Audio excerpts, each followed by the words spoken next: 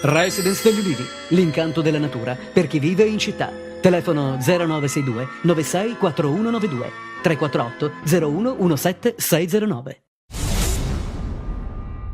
Con 307 voti a favore, 252 contrari e 7 astenuti, l'Aula della Camera ha approvato ieri sera la riforma dell'università varata dal Governo, che passa ora all'esame del Senato per il terzo e ultimo iter parlamentare. Intanto però continua la protesta degli studenti dell'Università della Calabria, che dopo aver occupato l'Ateneo nei giorni scorsi per protesta contro il DDL della Gelmini, ieri hanno invaso l'autostrada 3 Salerno-Reggio Calabria all'altezza di Cosenza Nord, bloccando il traffico e determinando la presenza di lunghe colonne d'auto sulle corsie nord e sud. L'assessore regionale al bilancio e programmazione Giacomo Mancini ha incontrato i rappresentanti regionali dei sindacati della CGIL, CISL, UIL e OGL per illustrare i contenuti e le priorità del bilancio di previsione 2011.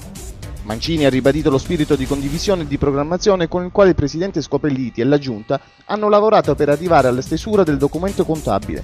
L'assessore ha dichiarato che l'intenzione è quella di cambiare la Calabria, cancellando gli sprechi e gli sperperi, creando nuove opportunità. Questa mattina i carabinieri hanno posto sotto sequestro 3 terreni adiacenti il fiume Gaccia, che attraversa l'agro del comune di Pianopoli. I militari hanno inoltre sequestrato un casale e varie opere edilizie in cemento armato realizzate sui siti, tra cui 3 terreni dove sono stati realizzati interventi urbanistici senza il permesso di costruire. Sigilli anche ad una discarica incontrollata e non autorizzata di rifiuti speciali di vario tipo. Le operazioni sono state eseguite su richiesta della Procura della Repubblica e del Tribunale di Lamezia Terme. Ancora una volta Maropati viene colpita da atti vandalici. Dopo la profanazione dei loculi del cimitero alcuni mesi fa, la scorsa notte è stato rubato il tabernacolo alla chiesa di Santa Lucia, dove celebra la messa il parroco Don Francesco De Felice. Grande stupore e dispiacere da parte dell'intera comunità. Esterrefatto il sindaco del paese, Vincenzo Gallizzi, che ha invitato gli autori del gesto a mettersi una mano sulla coscienza e riportare il tabernacolo nella casa del Signore. Scintilla a Crotone durante il Consiglio provinciale. Protagonisti della discussione verbale il presidente Stanislao Zurlo ed il capogruppo del PD Ubaldo Schifino. Quest'ultimo, ricordando la puntata di Report su Rai 3 di domenica scorsa, ha chiesto che la provincia uscisse con una nota ufficiale in merito a quello che è successo. Zurlo ha ribadito immediatamente di non sapere di cosa stava parlando e di riformulare la domanda all'ex governatore Loiero.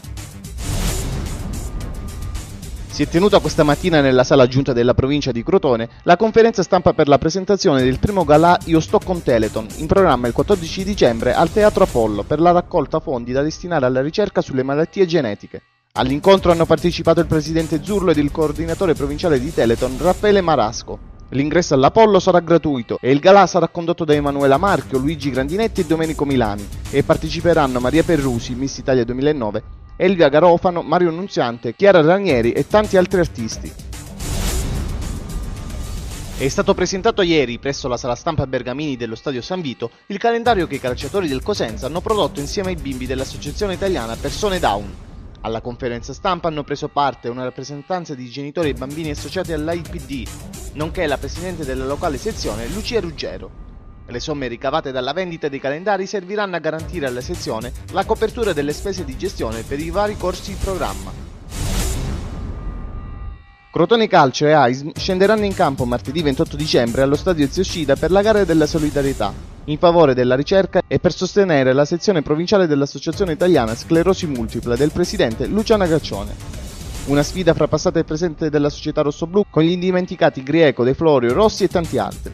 L'accesso allo stadio costerà solo €2, ma libera sarà l'offerta di quanti accorreranno allo Scida per assistere all'incontro.